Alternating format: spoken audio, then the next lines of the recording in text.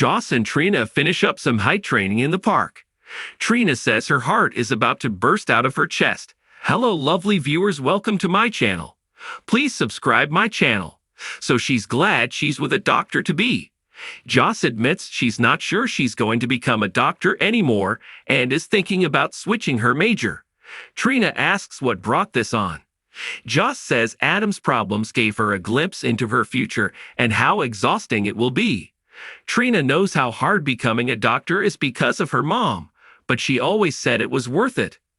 Joss has to figure out what she wants to major in, and Trina gets it. Trina also has to figure out what she's going to do about school, which is why she's shocked because Joss was always so on track. She asks what changed. Suddenly, Dex jogs by with the rest of the PCTD recruits. Trina realizes this has something to do with Dex. Joss recalls when Dex got hurt by the hook, and she had to stitch him up, which made her realize she wanted to help people. Trina thinks by people Joss means Dex. Joss insists she wasn't getting into medicine for Dex, and she's not getting out of it because of him. She feels she shouldn't take a spot in medical school from someone who really wants to be there, so she should figure out what she wants to do that could bring good into the world. Trina says she'll be by her side, helping her figure things out, but she knows Joss is still in love with Dex. Trina asks why she can't admit it. Kenya floods kill hundreds as crisis persists. Dex heads to the PCTD locker room to change after a shower. He puts on a recruit uniform and looks at himself in the mirror.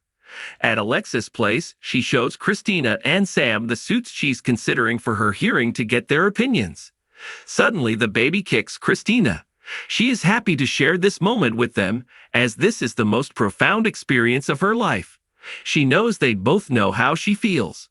Sam has to go and says her goodbyes. Alexis asks Christina how she's really doing.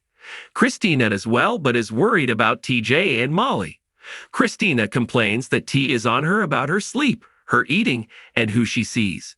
She also feels there is tension between him and Molly. Alexis says a life-changing event such as a baby is bound to cause stress, but Christina still feels they are micromanaging her. Christina also feels like TJ and Molly see this baby as just another thing to check off of their list of things to do, and they are focusing on the wrong things, and not falling in love with this baby as much as she is.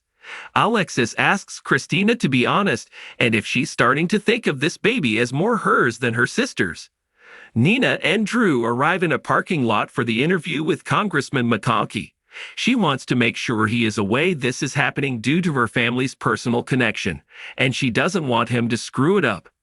Drew and Nina head into the congressman's office. Nina is glad to see him. He notes he's trusting Nina with his statement but asks who the suit is. Nina introduces Drew as the head of Aurora. Nina explains Drew expressed an interest in coming along, but the congressman says he needs to make a separate appointment like everyone else. Drew blurts out that he has a project to talk to him about, but the congressman doesn't hand out favors to corporations. Drew explains this is for the people of Port Charles. Drew explains that the docks have been underutilized for years. He and Jordan are working to revitalize two piers to beautify Port Charles and create more public space. The congressman says it sounds good, but he can't help him.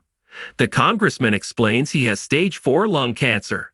He is going to finish out his term, but then step down to be with his family. Nina expresses how sorry she is and how valuable he has been to Port Charles. The congressman wants Nina to release his statement about his plans. Drew suggests his term isn't over, and this renewed waterfront could be his legacy project. The congressman is intrigued, and Drew says it could be his farewell piece of legislation, and who would vote against it given his diagnosis. Nina apologizes for Drew's lack of tact, but the congressman isn't insulted. The congressman believes in public projects, but won't be around to see how Drew really uses this money, and asks Nina if he can trust Drew not to turn this into a real estate project.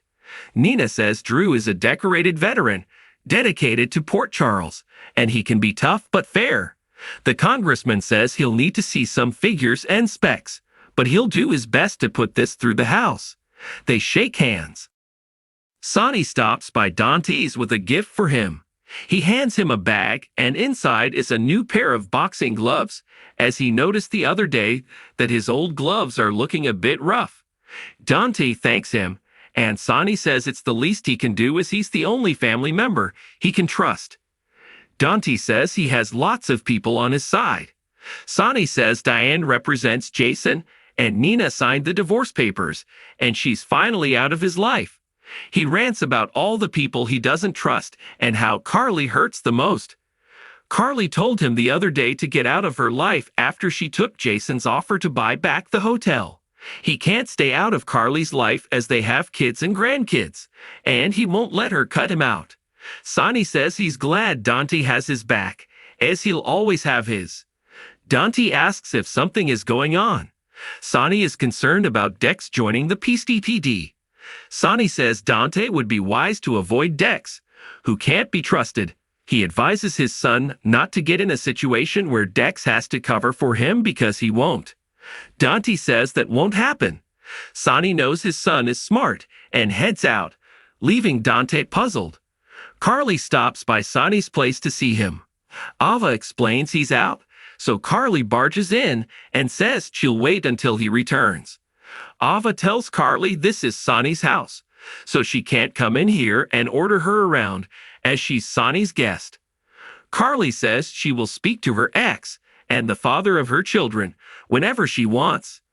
Ava says she can leave a message for Sonny, but will probably be waiting a while for Sonny to call her back. Carly thinks Ava sounds defensive, and Ava counters that Carly sounds desperate. Sonny arrives and asks Carly why she's here and where Donna is. Carly wants to talk to Sonny alone as she's not discussing Donna in front of Ava. Ava leaves to make a call, and Carly explains Donna is not coming here anymore. She says it's not good for Donna to be here with him. He yells that he won't be cut out of Donna's life, and he threatens to take her to court. She tells him to go for it as Donna doesn't deserve to be around his level of hate and anger. Sonny asks why she's turning his family against him, and if it is because of Jason. Carly says he's making no sense. He's living in an alternate universe. Carly has a realization and rushes into his bathroom to search for his pills. He follows and asks what she's doing. She's making sure he's taken his meds. Carly pleads with him that he's not okay, and she's not judging him, but she needs to know if he's taking his meds. Ava comes out after hearing the screaming. Sonny says he wouldn't risk everything by not taking his meds and asks, "Do you think that little of me?" She wants him to have his blood level checked, and perhaps he needs his dosage adjusted. He tells her he doesn't need his dosage adjusted and throws her out. Sonny tells Ava that there is nothing wrong with him. Ava agrees and says Carly is being unreasonable. Sonny rants, Carly can go to hell. He walks into his room, and Ava looks at the bottle of his pills. Sam arrives home and finds Dante having a beer on the terrace. She sees the gift Sonny gave him. She can tell something is going on, and Dante feels like he may have crossed a line with Sonny. He tells her that Sonny advised him to stay away from Dex, and worries he'll ask him to interfere with investigations next.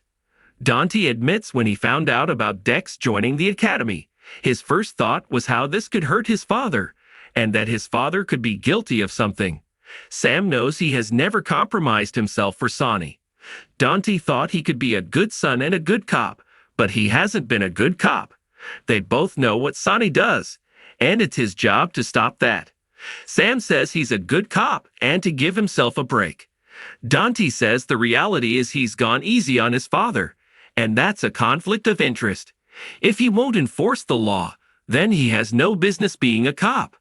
On the next General Hospital, Sonny spends time with Natalia in the park. Christina asks Molly if she thinks Sonny's a threat to this child.